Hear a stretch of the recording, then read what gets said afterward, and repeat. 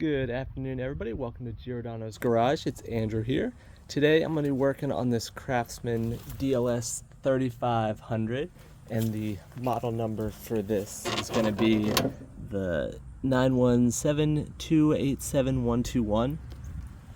And what I'm going to be doing today is checking the battery back there with an ohm meter or a multimeter, just to make sure that it's still working. If you find this video helpful, I hope that you'll subscribe to the channel, like the video, and leave a comment down below. But let's get started. So first thing I'm going to do is sit on the machine here. And I don't have a good place to set you guys, so sorry if it's a little shaky. But I'm going to get on the machine. I'm going to try to turn, and I get absolutely nothing. So that leads me to believe that there is a problem. Get off the machine, we'll come back here, and I'm gonna lift the seat up, and then I'm gonna try to get you guys settled.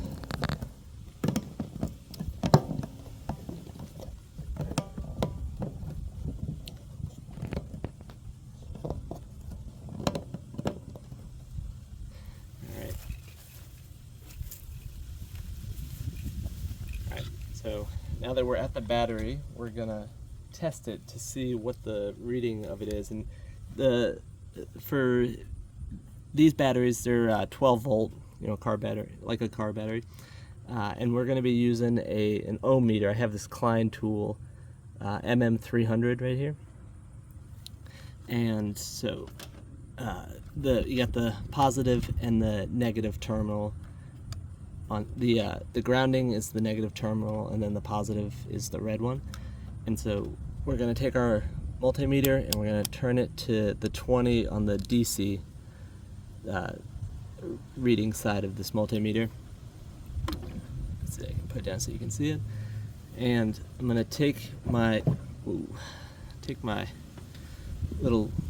leads. So I'm going to put the hot on the hot and the ground on the ground. And as you can see, we are hovering at the just under 8, so this is not going to start. We're gonna have to get a new battery. So I'll head to the auto parts store, pick up another one, and then I have I'll link to the video of how you can change the battery on one of these machines. As you can see, pretty easy to test your battery here. All right, so it's a few days later, and I've gotten a new battery and put it back in the lawnmower. So I'm going to take off this little terminal protector. And I just wanted to show you that when you have a battery that is fully charged, you'll put the terminal, or the little terminals, back where they belong. And then you can see on my multimeter that it's reading 12.8. Should be somewhere between 12 and somewhere hovering around 12, and that's how you know that you have a new battery that works.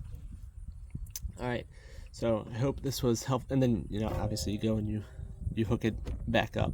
But I hope this video was helpful for you guys, and if it was, I hope that you'll subscribe to the channel, like the video, and leave a comment down below. Thank you so much, and I will see you next time. Bye.